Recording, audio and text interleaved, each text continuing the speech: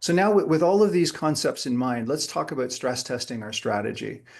Now, whenever we're thinking about strategy, a key best practice is to lay out the logic, of how we think we're going to achieve our strategy. So for each of our key objectives, we're thinking about the inputs or investments we need to make, the initiatives we're doing and the outputs we're going to produce, and then the outcomes that we expect or hope to see in the short, medium, and long term.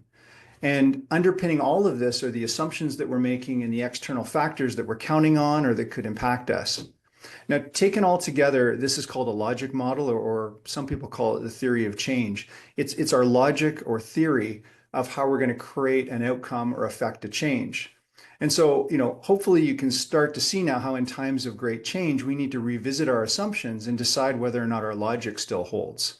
And, at an even higher level, we have to ask ourselves if we're pursuing the right objectives in the first place, or has the playing field changed so much that we need to find new ways to win? Now let's add back in the connection with risk. Remember, we talked about risks as being events that might happen and would impact our ability to achieve our objectives.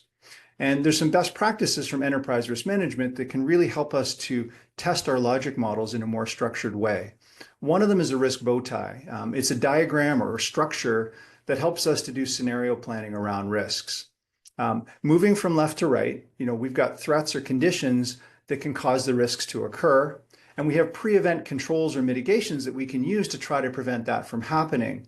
But once the risk event does occur, shown here in the middle, we have post-event mitigations or controls that we can use to try to lessen the ultimate impacts on our objectives.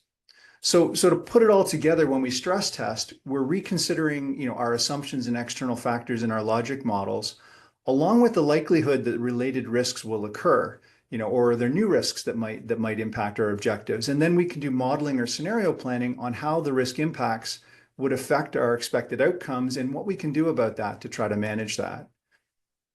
And the final piece to bring all this together is to include metrics like performance metrics and key risk indicators so that we can be more data-driven in our analysis. And we're doing all of this with our opportunity mindset and our future view, where we're thinking about how we can leverage changes and how we can take action to shape the outcomes that we want.